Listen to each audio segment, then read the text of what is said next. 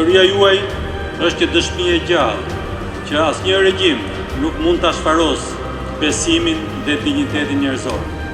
Historia juaj na mëson se besimi nuk matet në kohë të qeta, por në kohë sprove, dhe se dinjiteti i njeriut nuk varet nga rrethanat, por nga qëndrimi që ai mban përballë tyre. Kjo harmoni ndërfetare është një përgjegjësi e përditshme dhe një pasuri që duhet ta ruajmë, ta kultivojmë dhe ta përcjellim me krenari te brezat që vinë. Por kjo liri nuk erdhi vetë. Ajo ka emra, ka histori, ka sakrifica. Dhe një nga këta emra është padyshim kardinal Simone.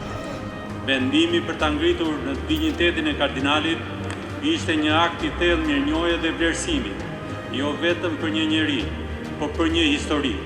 Për një histori dëshmi e gjallë, qëndrese, shprese, besimi dhe dinjiteti njerëzor.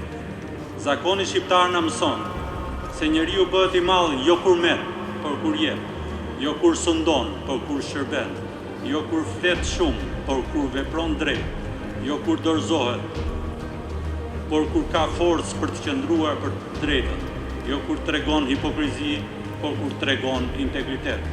Jetë kjo ditë jo vetëm një nderim për të kaluarën, por edhe një angazhim për të ardhmen, për të ruajtur vlerat, për të mbrojtur dhe për të ndërtuar një shoqëri më njerëzore, më të drejtë, më të paqë, më të lirë në mendim, besim e veprim.